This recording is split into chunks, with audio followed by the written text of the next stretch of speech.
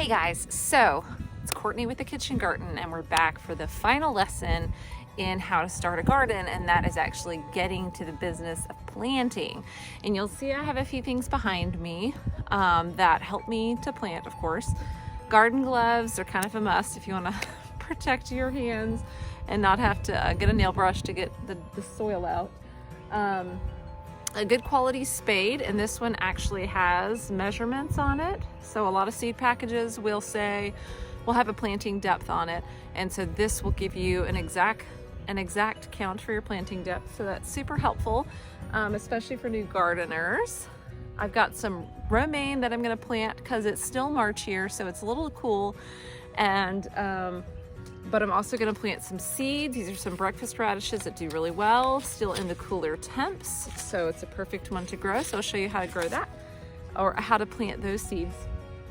And then these are actually seeds as well. And this is a seed potato, and it's a seed too. So we're gonna put some potatoes in the ground as well. And I'm gonna show you how to plant all these things and some best practices. So let's get started. Okay, first things first, I'm gonna plant this romaine, or at least take a peek at it.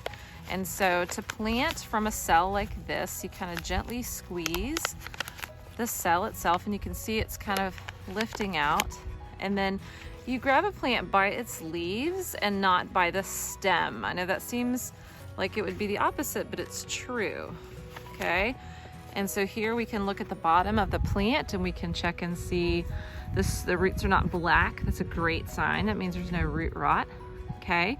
And what I like to do before I loosen all this up and actually put it in the ground is I like to go ahead and place the plants where I'm gonna plant them before I start making my little holes for them. It doesn't take long to make the spots for each romaine, but I like to do that. So let me show you what that looks like when I'm done.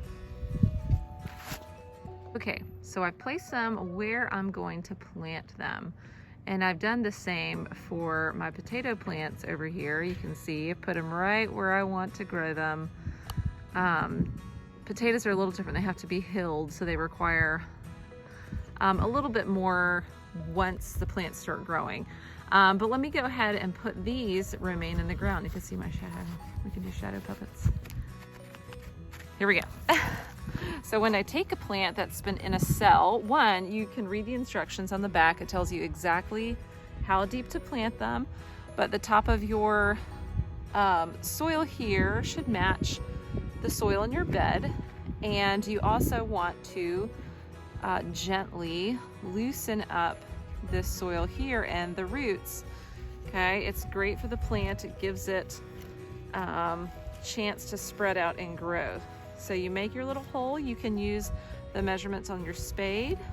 And again, you grab it by the leaves. You set it, hold it in place while you gently place it in. Now you don't want to push down, but you can lightly pack around it. And you're just gonna follow that same procedure for all of your plants. So we make a little space. Doesn't have to be enormous, but you want it to be bigger than the plant and the soil that it's bringing with it. Gently move it around. There we go. You can even pick it up a little bit to make sure the soil got up underneath. And then you gently pat around it. Okay, and you're just gonna repeat that until all your plants are in the ground.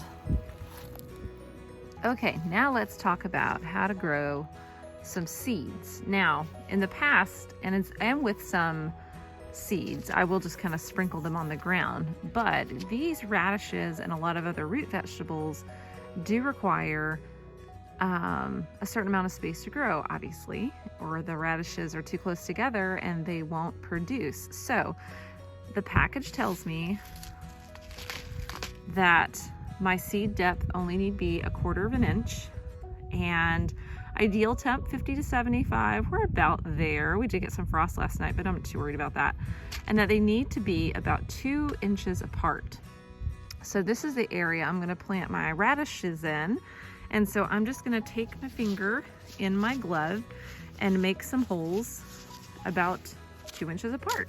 And then I'm gonna drop a seed in each one. So that way I'm not wasting seed, because you can succession plant radishes, meaning that once I pull a radish up that's ready to go, I can put another one in its place, or I can come through and do maybe another little row next to them once the first row starts growing. So there's lots of flexibility, so I don't want to waste all my seed. So let's get going here.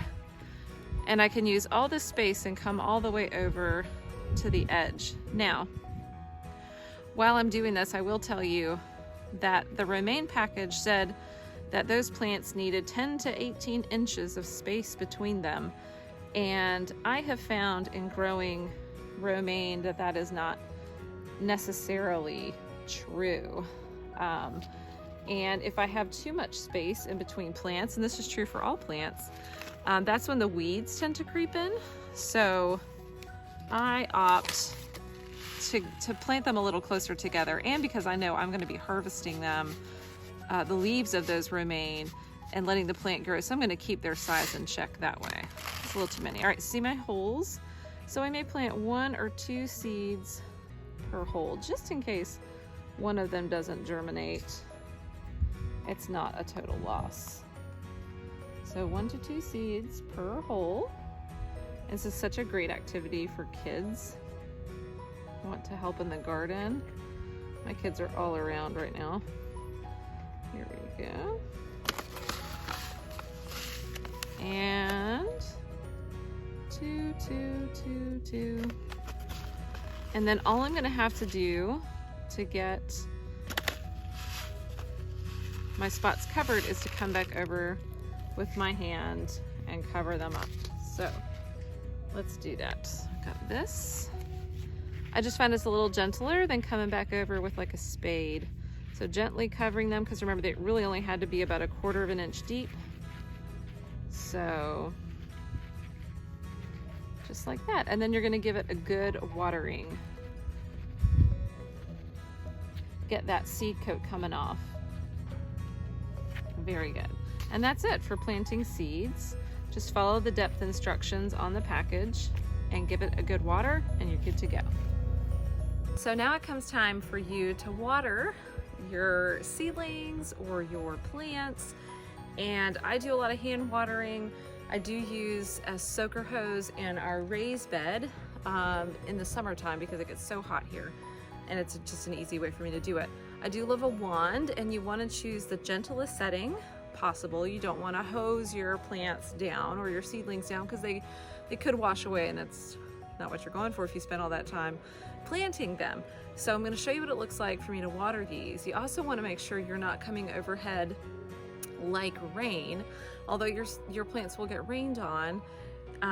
Having all that water on the leaves is actually not a good thing, especially for plants like tomatoes and things like that, which are super susceptible to disease, because that moisture sitting on the leaves is just a recipe for disaster. So let me show you how we're gonna kind of go around the base of the plants and do a gentle watering on the seedlings that we've planted.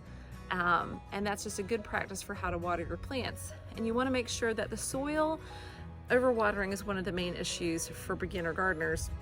You just wanna make sure that your soil is moist, but if you put your finger inside the soil and it's still wet, don't water, okay? Wait another day until it dries out a little bit. And again, you're not going for like a 5-minute hose down, okay? You just want the soil, again, to get moist, not sopping wet. So let me show you how, or what that looks like. Okay. So what we're gonna water are a couple of our romaine plants. I'm really gonna water all of them, but you can see the romaine plant. And then this is the area where we have our radish seeds. So again, a super gentle setting. You don't need to have your faucet on full flow. Okay, it's a nice gentle rain setting. And I'm gonna come around the edges of the plant. Watering your plants soon after they're planted is important to establish a healthy root system, because healthy roots will make all the difference. Oops, doing a little sputtering there. But you can see that it's not a hard flow that's washing away my soil or moving the soil. And you can take a break and watch how the water soaks into your soil. That means your soil is well draining. That's a good thing. and I'll let it soak in for another minute, and I'll give them a little bit more. Now, when your plants are first being established, you can come out and check them every day and see if they need water. But don't overwater them, especially your seedlings, because they can rot in the ground, and you certainly don't want to waste all those seeds. So that's it. Just a nice, good watering, but it's gentle. I stayed away from the leaves as best I could, and come out and check. If you stick your finger about an inch into the soil, and if it's wet or if it's moist on your finger still, leave it alone and come back the next day and try it again. And always aim for the morning for watering. And if you can't do that, then the late afternoon, evenings. But midday is just not a great time to water, especially in the summer when it's super hot outside. So that's how you get started growing a garden, and I can't wait to see what you guys grow this year.